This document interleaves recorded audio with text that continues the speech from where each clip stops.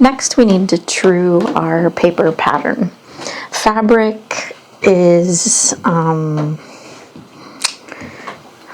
less stable than paper, so there is a chance that things have moved, and so we're just going to double check everything. So I have some of my tools out. One of the last things we might need is a notcher. Notchers are for paper, not for fabric. We'll need some paper scissors. We'll need black and red Sharpie or ballpoint pen. I'm going to need my awl. I'm going to need some tape, because one of the differences in this process is we do have to close the darts, but instead of using pins now we're going to use tape. This is a special Scotch tape. You see how the middle is blue? It's a little less sticky so that I don't tear my paper when I'm removing the tape. But if I use just a regular tape, then I'll try and remember to stick the tape to my skin or to my clothes so that it loses some of its stickiness and it's easier to peel off when I need to remove it. And if I forget to de-stick it and I start peeling it off of my dot paper and it starts to tear, I'll take something sharp like maybe my awl and I'll just write on the fold where I need the two pieces of dot paper to separate. I'll kind of scrape right there and cut the tape. So I leave the tape on either side of the thing I had taped together. I'm gonna need my curve, whichever curve you used for your hip and your waist. Maybe you used more than one. Sometimes when I circle punch holes, I'll use like one of the holes in my ruler or my curve. And if you took Fash 110, then you might have a circle template, which is also a nice tool to use when you're circling your punch holes in red. And then of course I need all of my measuring devices, and I'll need access to my measurement chart. Now maybe I won't, because I wrote all of my measurements on my muslin and on my dot paper, so I might be good on measurements, but just in case, have it handy. Okay, so I'm going to go ahead and remove my muslin, and I'm going to start by truing my center back, wait, what am I on? Center front. My center front waist. So I need my pencil too. So from center, I'm just going to square as far as I can.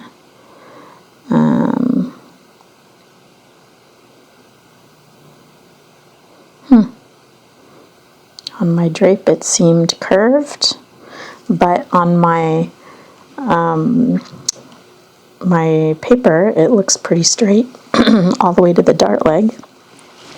So I'll go ahead and true that, and then I'll check my dart placement measurement and make sure that it is 3 inches, because that's the measurement I took on my dress form.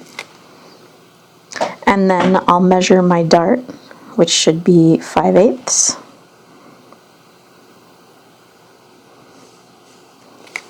And if your dart measurements don't line up, it's okay. Fabric moves. Or if you know, like if your hip depth doesn't match, which it should because we've already checked it a bunch of times, make sure you fix it. So if your dart isn't lining up or your dart placement isn't lining up, that'll mean that we'll make an edit, all the way to the side waist corner, like I did on my muslin.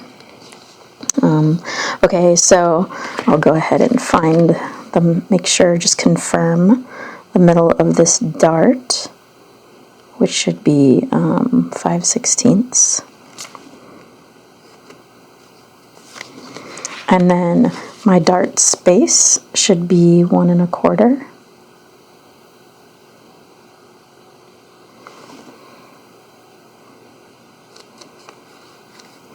And then my dart should be 5/8. And I'll check the middle of my dart. And then I'll go ahead and measure from the center front to the center of my dart. And I'll take that measurement down to the bottom of my dart and just confirm that termination point. And then I'll do the same thing for the second dart. So I'm measuring from center to this center, in this case front, over to the center of the dart. And then I'll take that same measurement, move it down to the bottom of the dart.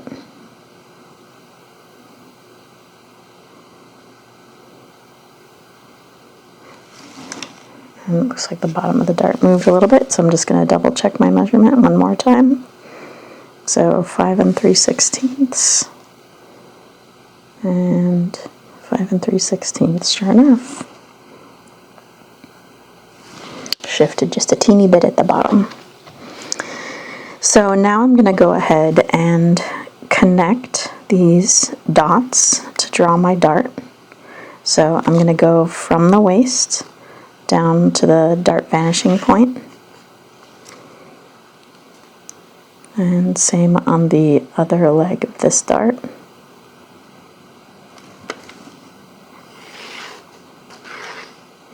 And through the center of the dart.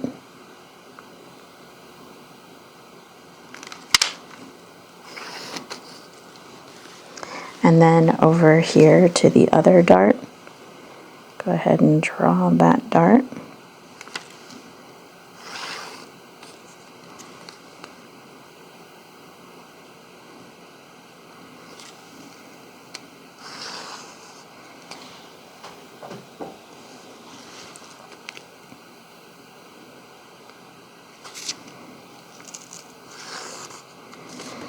Then I'm going to fold my darts.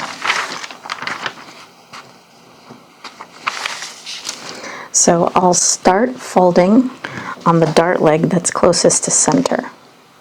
This is going to ensure that my correct direction and I get the correct shape at the top of my skirt.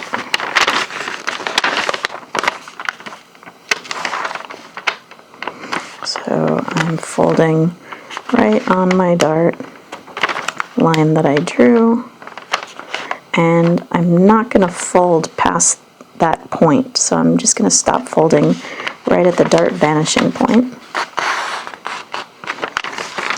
And then I usually put my finger right below the dart vanishing point, or my fingernail, so that my dart cannot fold past that point. And then I bring the leg that I folded over to meet the leg on the other side. And then I'm just going to press it with my finger to make sure that that fold in the middle gets a nice crease. And then I'll go ahead and tape it down. Now I want my tape to be just a teeny bit below the waistline.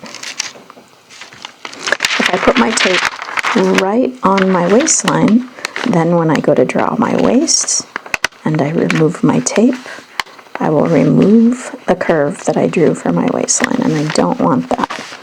I want the curve to stay on my paper, not get removed when I remove my tape.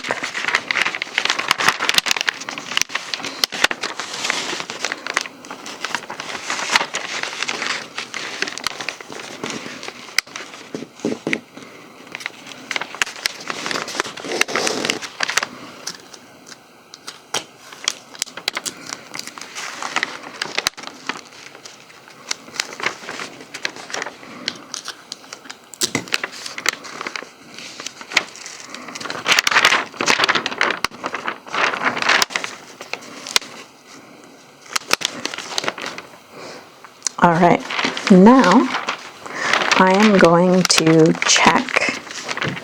Now my paper is no longer flat, so it kind of wants to like make a little cup. So I need to work on this top part, and it's shorter, so it's cupping up. So sometimes I'll put a book, or in this case my tape, right near the HBL to support the bottom half of the pattern in its quest to cup, so that I can work with the top part. So now I'm going to grab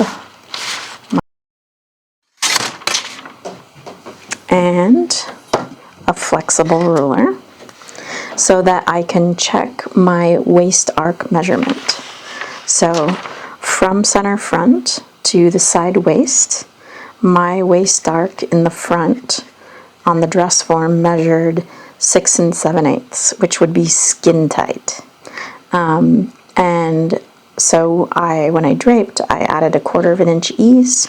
So my total amount for my waist arc on the dress form here that I'm using at home is 7 1/8. So I'm going to go ahead and check.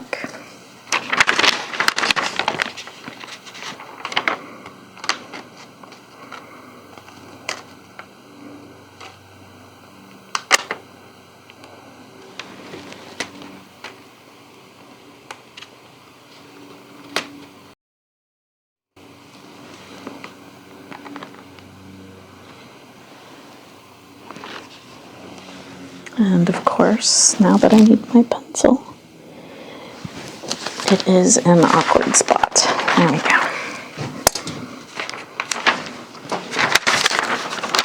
I'm going to turn it this way because it's easier for me to work with.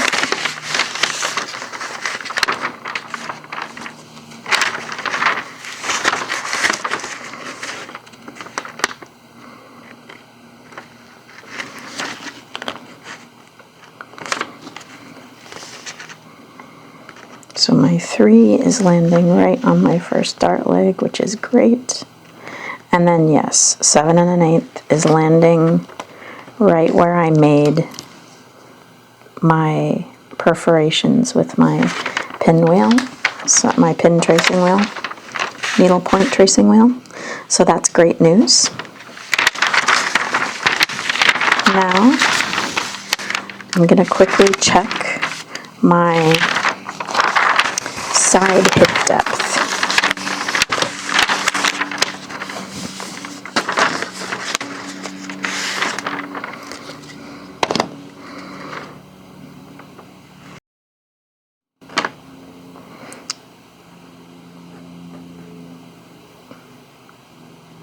And right on the money.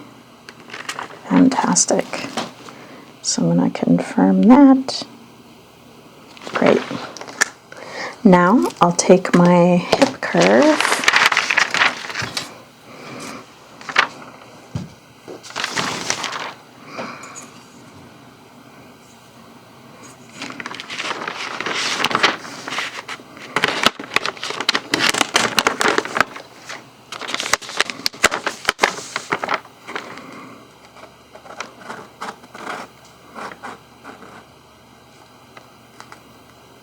and I will draw this vertical line.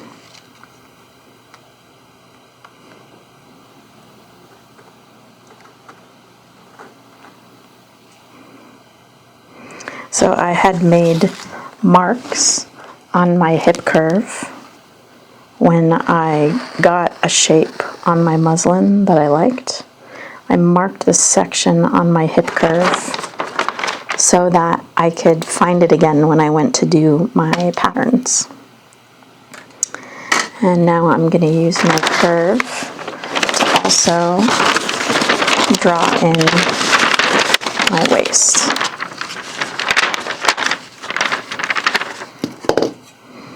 So when I draw in my waist, I'm going to put the flat part of the curve towards the center, and the curviest part of the curve will go out towards the side seam.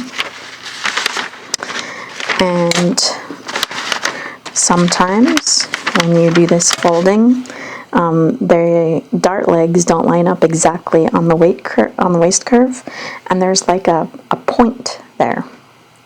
Instead of looking like a smooth curve, it like gets to dart placement and then like takes a sharp turn up, and then when it gets to the next dart, it takes a sharp turn up again. So we just want to smooth out those sharp turns. Now, usually you can't just put a curve down on your waist and just trace the whole curve like I did with the hip. Usually you have to kind of shift the curve around and draw little parts of the curve a little bit at a time, and then just keep shifting your curve until you get the shape you want. So I'm going to use my French curve because it's easier to demonstrate that concept. So again, I have the flat part of my French curve aiming towards center, and the curviest part of my curve facing out towards the side seam. And so I'm resting a little bit of my curve on the straight line that I drew for dart placement, which is more towards center front of the dart. And then I'm letting the curve cross over the fold of my dart and touch the waist in the dart space. So I'm just going to draw that little section from like a ½ inch before the dart, where the curve is touching the waistline, and about a ½ inch after the dart. Right at that point, a ½ inch after the dart in the dart space, the waistline starts to deviate from my curve. So my curve isn't in the right position to draw this part. But I'm going to move my curve, and I'm going to blend what I just drew with another section of the curve that closely follow the waistline. So rest my curve where I stopped drawing and get it to a spot on the other side of this dart that lines up with the waist, and then I'll come across until the curve and the dart or the dots for the waistline deviate, and then I'll shift my curve again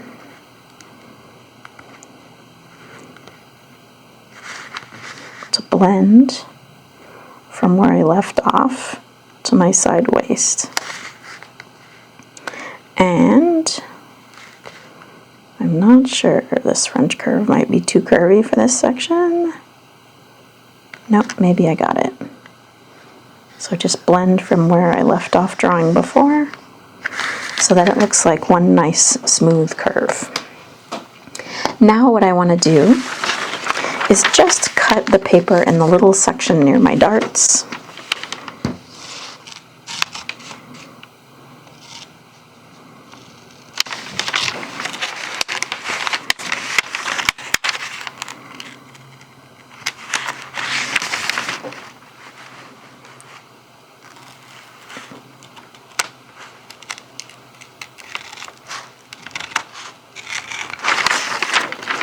So I'm just going to cut that little section off.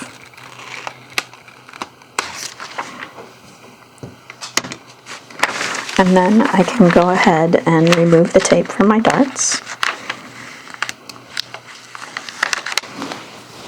And I usually hang on to my tape so I can use it when I tape the darts for the other side. So I'm working on the front now, but I'll need to tape the darts shut on the back as well, so I'll just hang on to my tape so I can reuse it.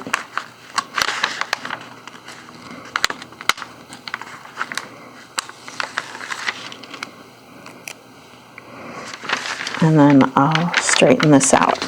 So what you might see here is that the waist isn't straight right here. It's kind of lumpy bumpy where the darts are. That's good. We want the waist to look smooth when the darts are closed. And if that's what needs to happen, this lumpy bumpy stuff inside, in order for it to look clean and smooth when they're closed, so be it. So I am done with the front for now, so I'm going to do all the same stuff on the back, and I'll do it a little bit more quickly because this should seem pretty familiar. You've done it on the drapes, and you've done it in 1A. So I'm going to start off by squaring from center back as far as I can.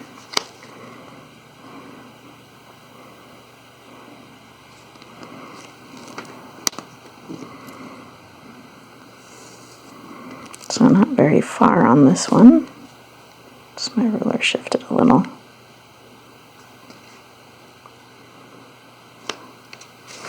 Let me just do one more check to make sure that my hip depth is in the right spot. Yes. Okay. It should be. We measured it a lot. Many, many times. So there. Just make sure they square across right there. And then I'm just gonna measure from center to first dart leg that it matches my dart placement, which it does. And then I'm gonna measure the width of my dart, which should be 1 inch, and it is. And then the middle of my dart should be 1/2. And then the space between my darts is 1.25 inches.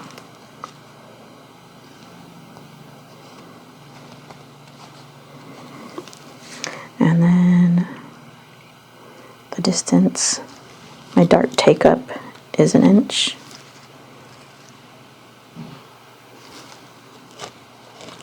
And then the middle of the dart is 1/2 inch.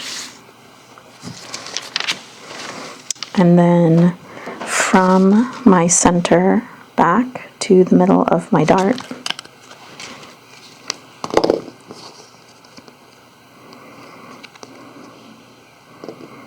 is 3.5. So I'll go down to the bottom of the dart and confirm that location. And then do the same thing with the second dart. Measure from center back to the first dart leg.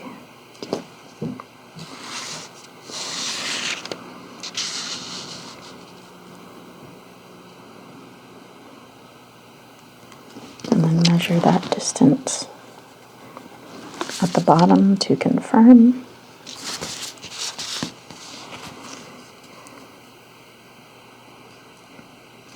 Draw my darts.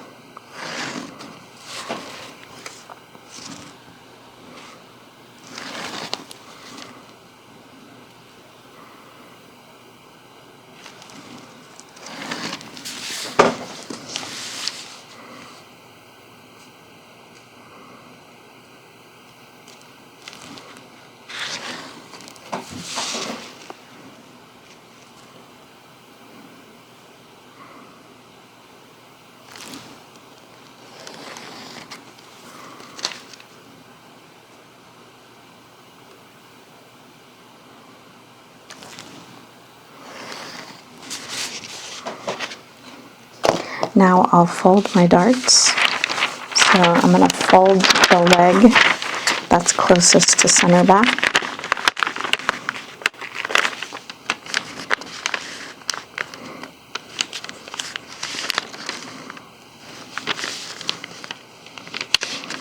So I have the pattern facing me, and I have the center back closest to me, and I'm just pinching that dart line that I drew.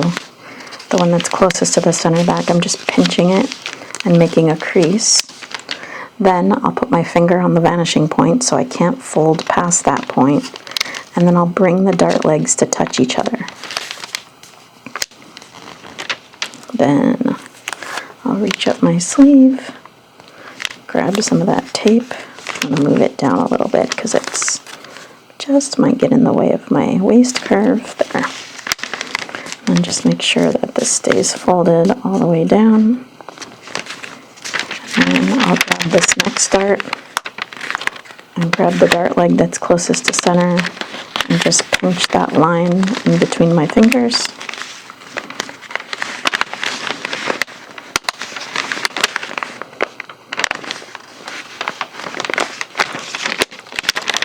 And then I'll put my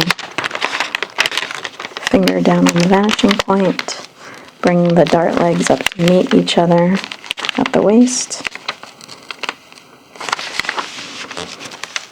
crease that dart excess inside there, grab a piece of my recycled tape, make sure it's not covering the waistline.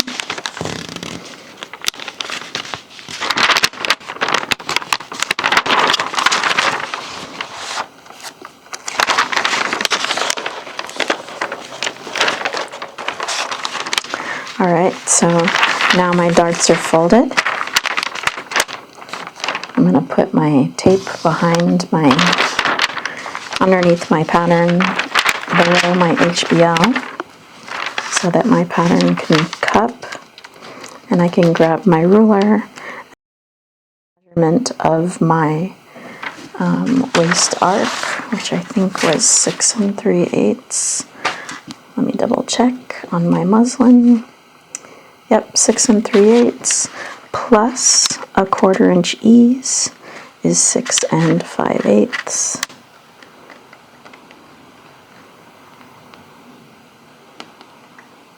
Six and 5/8. So there is a big difference here. So I am going to go double check my measurement chart and make sure that I didn't write that down incorrectly. Let's see, do I have it in the hard copy here, or do I need to go get? Here we go, waist arc. Yep, 6 3/8 is what I wrote down.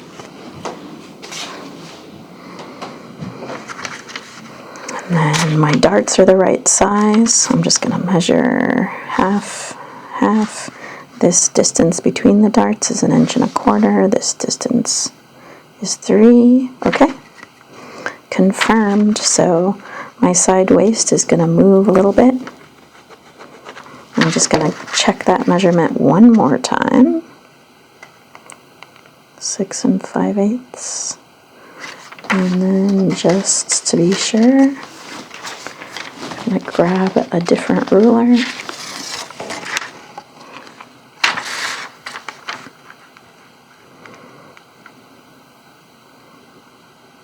Six 5/8. Okay. Confirmed. So now I can go ahead and draw my hip curve.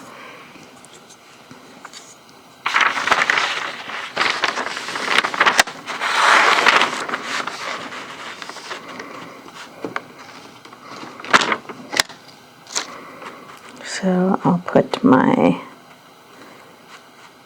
measurement on the HBL and then tip this hip curve until it hits my side waist.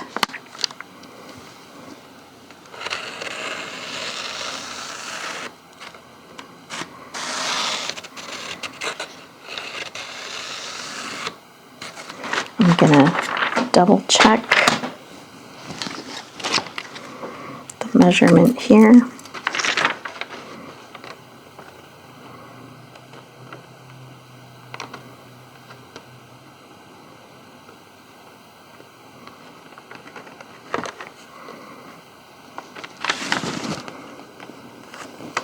So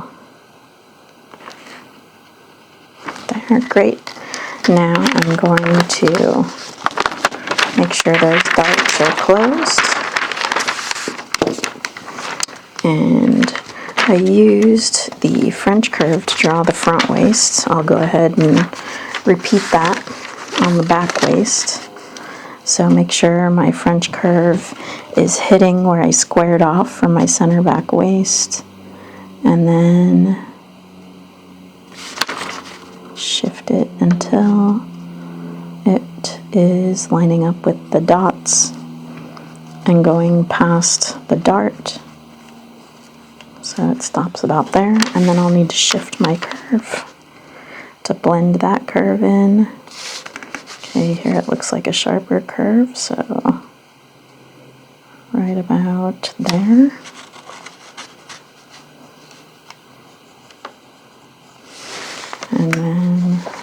finish off right here.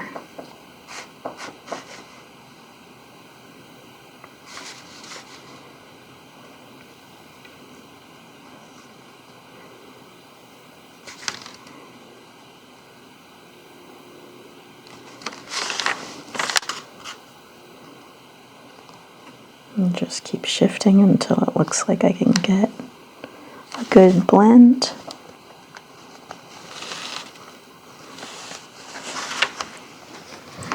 There we go.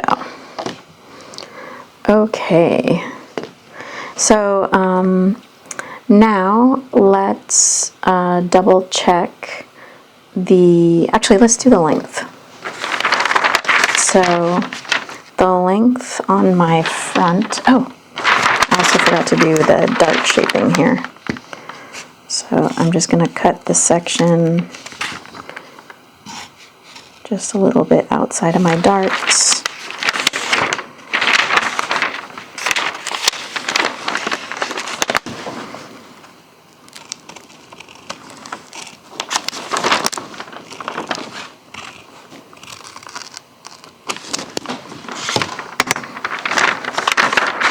And then untape my darts.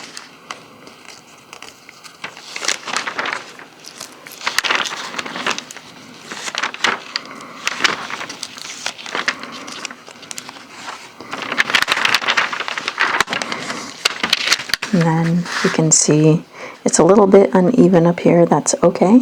That's what we're looking for. So now let's go ahead and check the length of the skirt.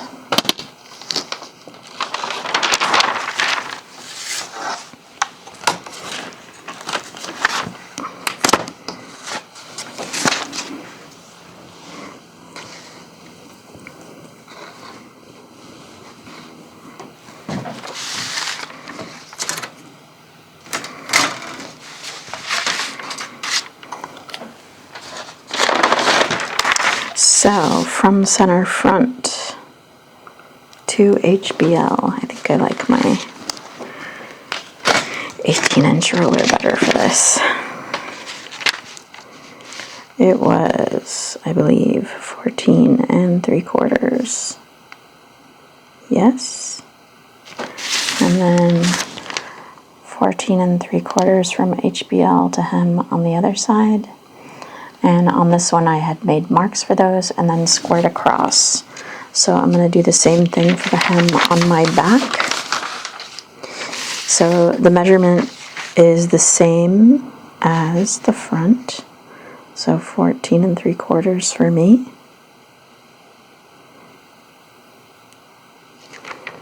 And then I'll make a little mark. And then I'll come over to the center back. And 14 3/4.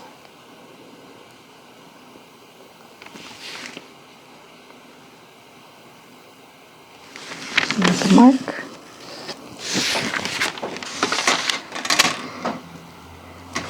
And then just compare real quick, side seam to side seam.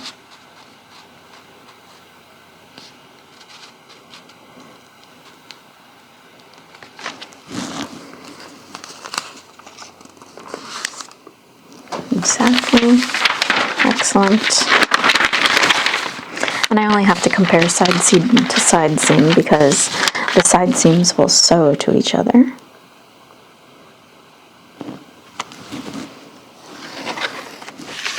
So square across.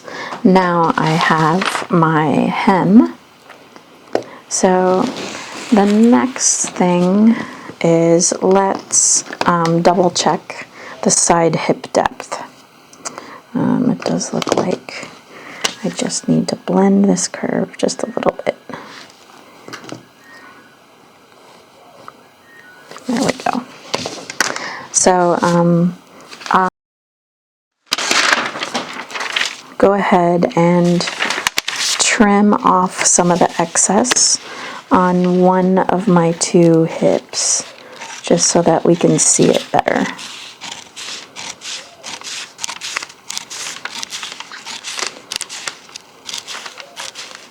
So just notice when I'm cutting, I am leaving my paper and my scissors on the table.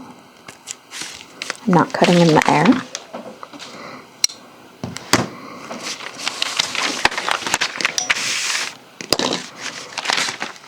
And then, I'm also always keeping my paper in contact with the blade. So as I cut, I'm kind of pulling the paper into the blade, and I'm opening and closing the scissors, but also pushing them into the paper.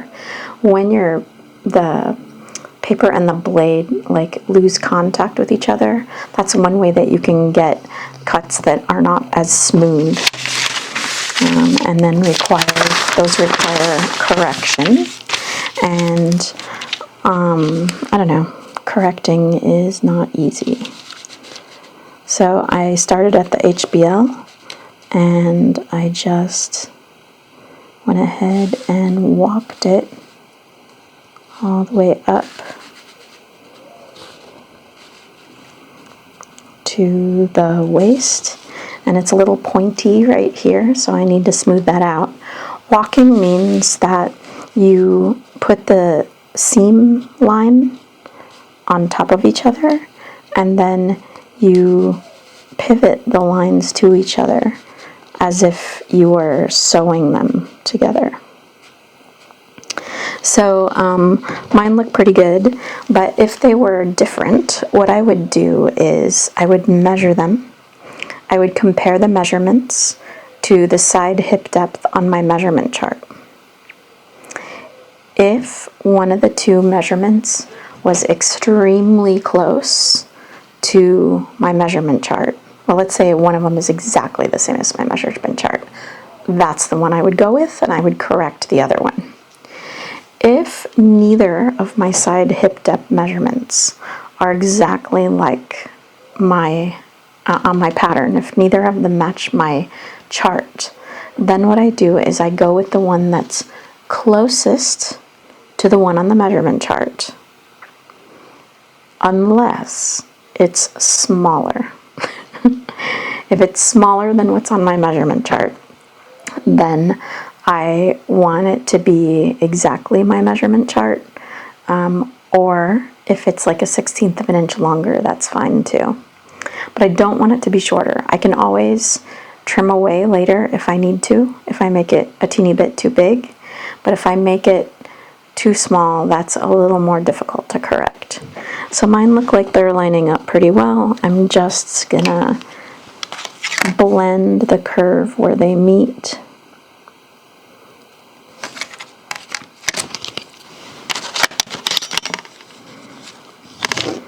I'm just trying to figure out what's a good position for my curve.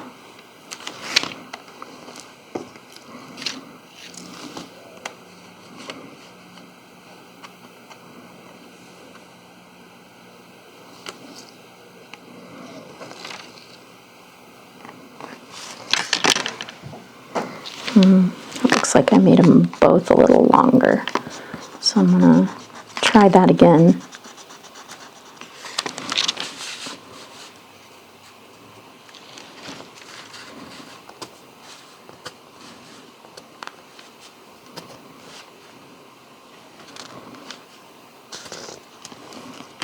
Much better.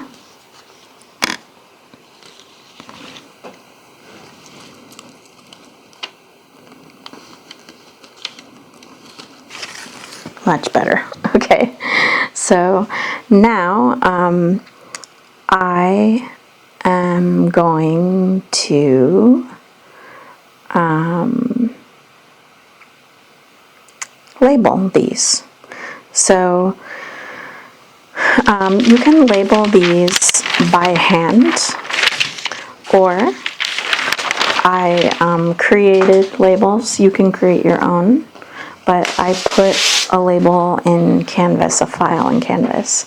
And what you can do is make a copy of that file, and then you can find and replace. Oh, that one got a little smeared, so I had to reprint.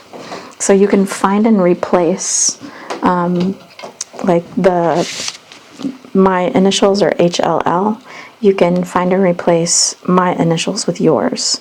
And here it has my name, Holly Luttrell. You can find and replace my name with yours, and make sure you have the right semester and year, and you can put your form number in there. You can also create your own file. Because this pattern doesn't have any seams on it, it says seamless in red, and it's circled and underlined in red. If you decide you want to print, but you don't have access to a printer that can do color, just delete anything that's color. Only print the black and white, and then you can just do the color part by hand when you label your patterns. So this is dot paper, so it's okay to just cut the labels out of regular printer paper. When we do manila, we don't want white paper labels on manila. That's sloppy. It would be better to write your labels very neatly by hand than to have white paper on your manila. Alternatively, what you can do is you can, I have a sample over here somewhere.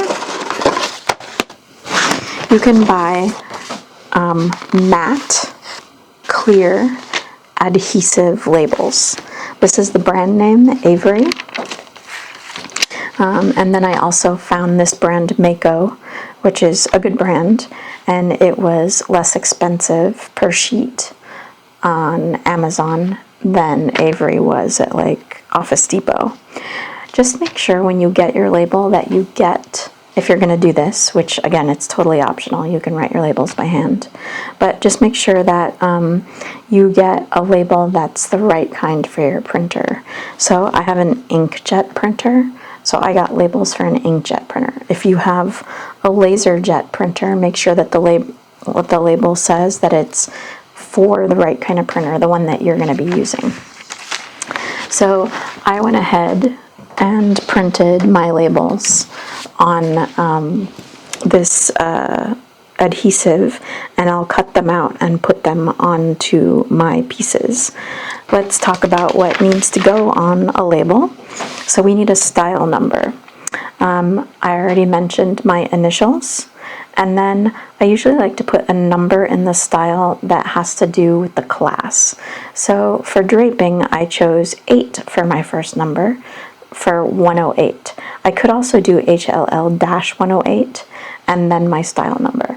So I'm going to call this one our first pattern, so I'm going to call it 01. So I made our style number 801. Again, it could be -108-001. It doesn't matter as long as every single piece in your pattern has the same number on it. And then you need the name of the garment that these patterns are going to make. So all of the patterns that we're making are part of the basic block. So that's the name of the pattern. Next, you need the name of the piece. So I have skirt back and skirt front. Then you need the size. So I'm using a size 8 dress form. On my back, I need 2 of them, a right and a left. On my front, it's going to be on the fold. So I just need 1 whole front piece. Then my name, PCC, FASH 108, and the semester and year. And then I left the form number blank because mine doesn't have a name, but I've since decided that I'm going to call her homebody. So by hand, I will write homebody in on each of my pieces. So, and then on this file, I also have some other things. So I have HBL, so that I can put the HBL next to the HBL. I have center front, so I can put center front on center front. And then I have more labels for the sleeve and the bodice when we get to those, because I wanted to utilize my entire 8.5 by 11 sheet, because the stuff you print on is expensive and I didn't want to waste it. So I came up with a plan for all the labels that I'm going to need for this first draft. Okay, so I'll put the labels on in a minute. First, I'm going to go ahead and do my grain lines. So for my grain lines, I'm going to use a black Sharpie.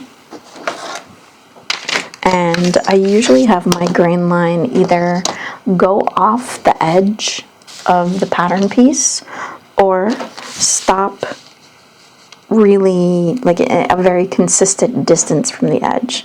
So like an inch from the edge every time. This time I'm just going to let it go off the edge. I feel like it's an easier convention to remember. And it also looks more consistent. So let's say I decided that my grain line is going to stop an inch from the edge. Well, what happens when I have a little tiny piece? Then I can't be consistent and I have to decide how to scale it. Whereas if every time my convention is that my grain line goes off the edge of the piece, it makes it a lot easier, even on small pieces.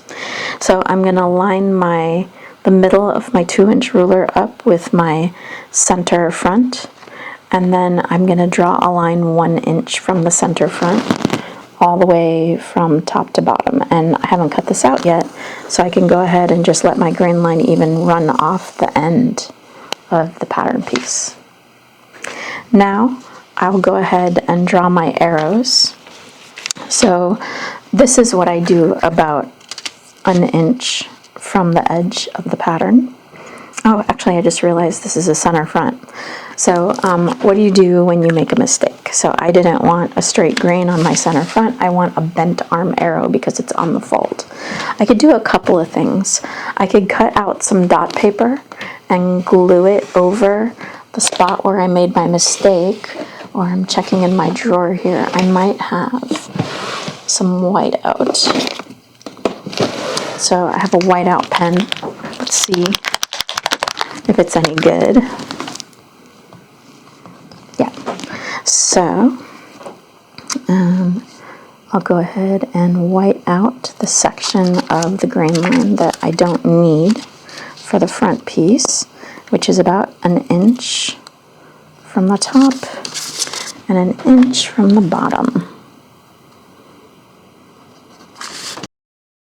White out that section.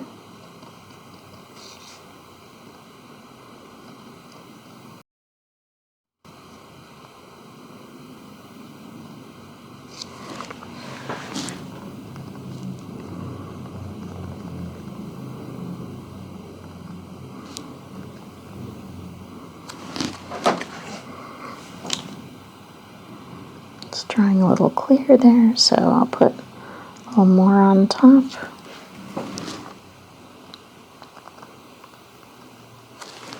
Okay. Then I'll go ahead and take my ruler and I'm going to make a bent arm arrow. So I could have kept my 2-inch ruler there and just drawn around the corner of the ruler. What the heck? Let's go ahead. Actually, I'm just going to use my little ruler.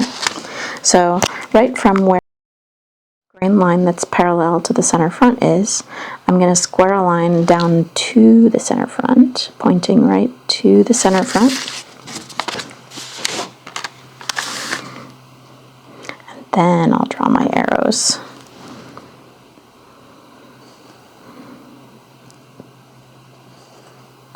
So because this piece is on the fold, when I put it on the manila, or it's mirrored when I put it on the muslin, the center front, I bend my arrows towards the center front. And then I'll draw little arrows. So, is this dry yet? Yeah. So I'll show you with my 2-inch ruler. So I actually this line's too short. My little one is probably easier. I put my ruler so that this short line like cuts through the 1-inch square on my ruler and cuts it into 2 diamonds. And then I just draw an arrow head from center front to the 1/2-inch mark on my ruler. So it's a nice clear arrowhead. So come over here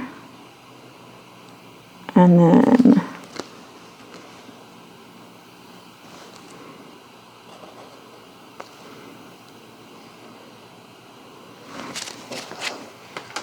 there we go. So let me draw my grain line on my back.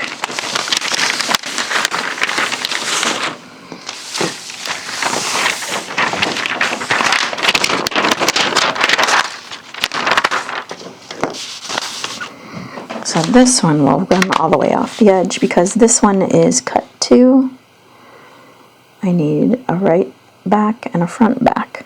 So I lined the middle of my ruler up with my center back, and I am drawing parallel to center back.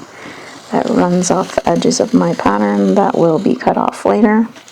And then I'll take my ruler and about an inch from the edge, I'll put my ruler on my grain line so that it cuts right through. So my corner of my ruler is here, and my grain line is running through the 2-inch mark on my ruler. And then I'll draw a 1/2 inch arrowhead at the top. Or sorry, that's the bottom. And then I'll do the same thing at the top.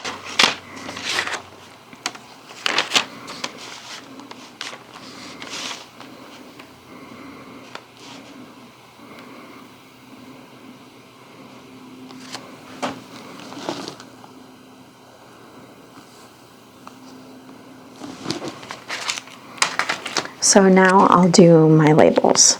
Like I said, you can write them by hand. Your style number is your initials. And then we're going to do 801. And then your style name is basic block. And your, this one that I'm working on is the skirt back. And it's a size 8, and I need 2 of them, so size 8, 2, Latrell. This is for Pasadena City College. It's draping, Fash 108, and then the semester and the year. And then I didn't type my form number on there, so I'm going to write it once I stick my label on there. The other thing is these patterns and the drapes, they're going to be folded and placed into envelopes. But when you do a skirt back, when you do a manila pattern, that is going to get rabbit punched. So you want to make sure that you punch your holes before you label so that you don't punch through your label. Will this come off? Yeah, I think I committed too early. Let's see. What I would like to do is have my center sort of be where I write. So instead of putting it like that, I'm going to put my label sort of centered on my pattern, like my grain line is the line I'm jumping off of to write. So that I remember to do this too when I put it on my manila patterns, so that when it's hanging on a hook, I don't have to tip my head to see it. So this is my new convention that I'm going to try. We'll see how it works. What else do we need? I could go ahead and also put a good HBL on there. And a CB.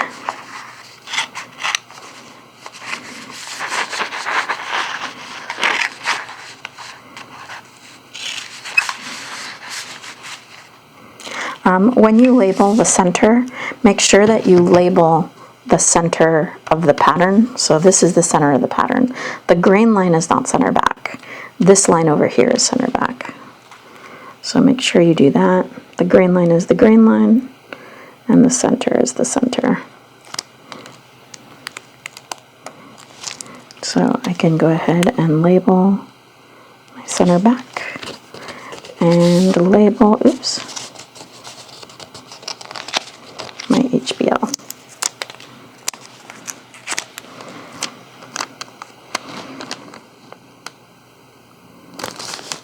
Okay. Now let's do our front. Also notice with these labels that they're matte. They're not shiny. Shiny cause glare, and that is no fun for your future employees to have to deal with if the patterns they have to work with are shiny. So this is my front skirt.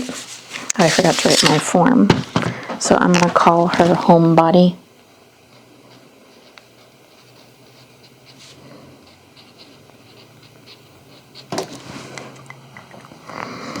And then I'll do my front.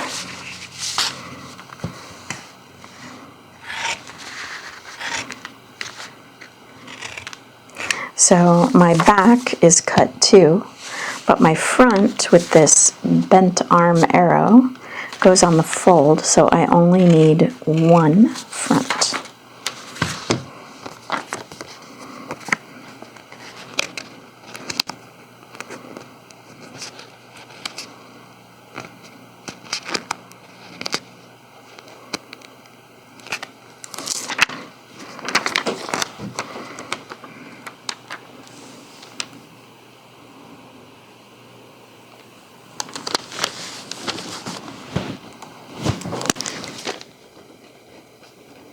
Write my form on there, and then I'll put my CF and my HBL.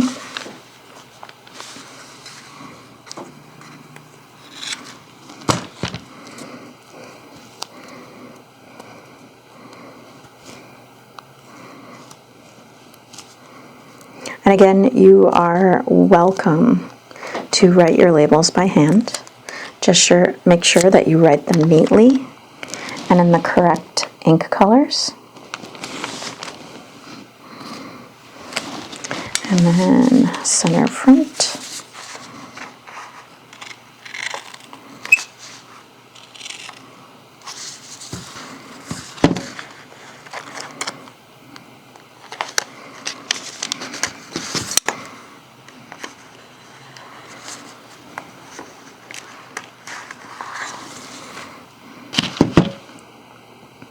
And make sure you put the center front label on the center front and not on the grain line. All right, so we have our pattern labeled. We have our grain lines in place. Now we need to put our punch holes on this pattern. So this is a block, and therefore we're going to punch both the vanishing point and the normal drill hole. So the vanishing point is going to get a hole, and then a 1/2 inch up in the normal place we're also going to put a drill hole, only because this is a sloper or a block with no seam allowance. So I'll grab my awl, and the hole that you're putting here, it just has to be big enough to get a pencil or a pen through. So it doesn't have to be super huge, but it does have to be big enough that you can just stick your pen or pencil in there and easily trace that spot. And then after you poke the holes, you can either use one of the holes on your ruler to circle your punch holes, or you can use your template, your circle template from Fash 110 if you have it. So I'm going to use the 1/4 inch circle. That way, if I don't have my circle template with me and I'm using my ruler, the holes will look consistent on all of my patterns because that hole is a 1/4 inch. So you want a circle around your punch hole that is a little larger so that it's easier to see.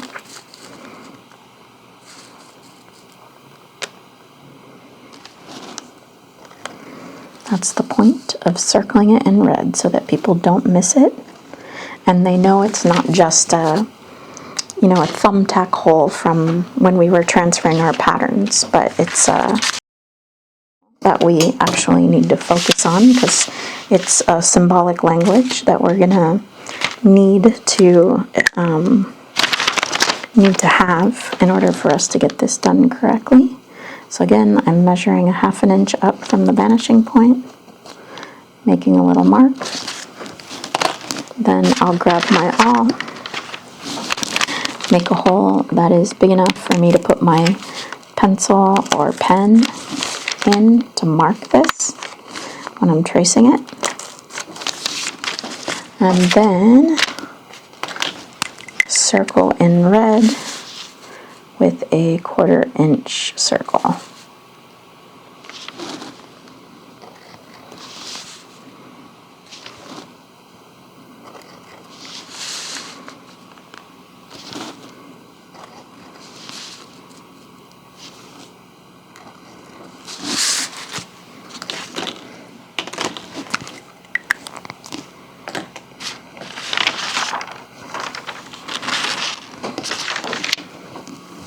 Let me just grab my checklist and make sure that I didn't forget to tell you anything. Oh, yeah, one more thing. So, there's, more than one way to do a thing, but when we go to transfer these to muslin to test them out, it is just like it's easier for us to transfer the punch holes if we have a hole there that we can just drop our pencil into to copy. It's also going to be easier for us to transfer the dart legs if we have a little divot there. So you don't always notch what do you call this stuff, dot paper, because it's so lightweight, but in our world, for what we're going to, I think it'll make our lives easier. So we'll go ahead and notch the dart legs, and then we'll notch a couple other things too. So for that, I'm going to have to cut this guy out.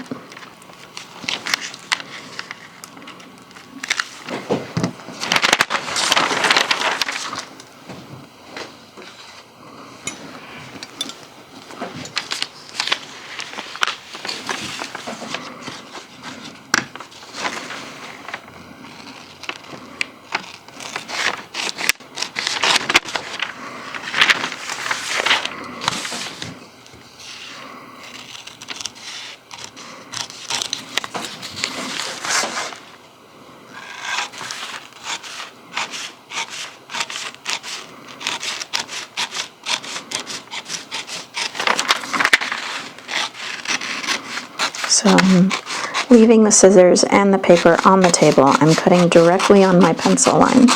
I'm pushing the scissors towards the paper, and I'm, with my hand, pulling the paper into the scissors.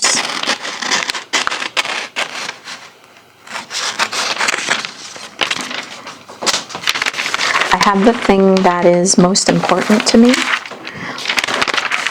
on the inside of my scissors. I'm right-handed, so on the inside of my scissors,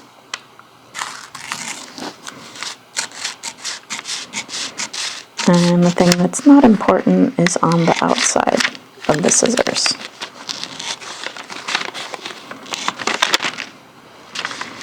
Paper's running into something. There we go.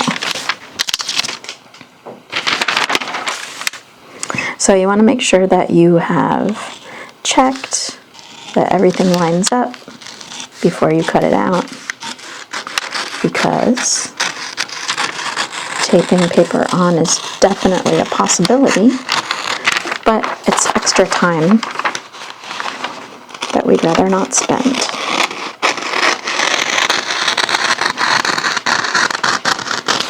Okay, so for this piece, we have the darts notched.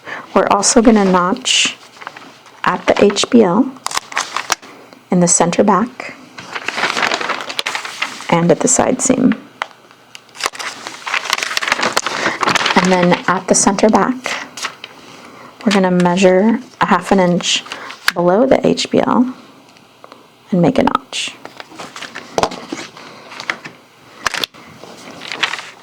So 2 notches mean back.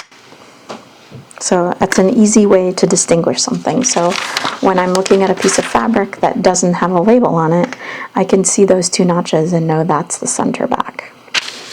On the center front, it's going to be on the fold, so there will be no notch on the center front HBL because that would just create a hole in a very unfortunate spot. So I'll finish cutting this out.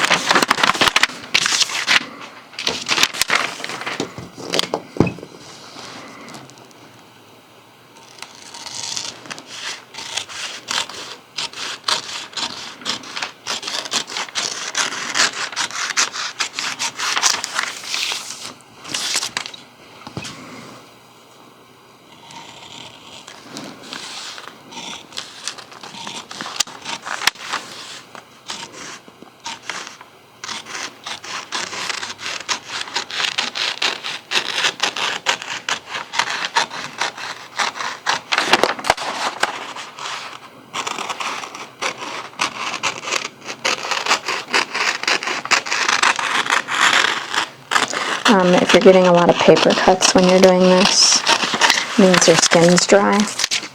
So try to remember to moisturize, and then wipe the moisturizer off your hands before you get your paper all greasy. It's a delicate balance.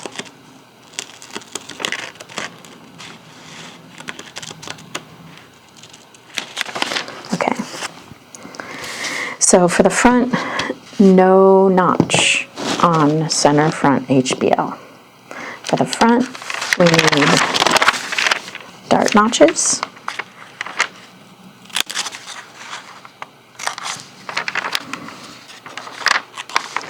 Pay attention to where you're putting your notches.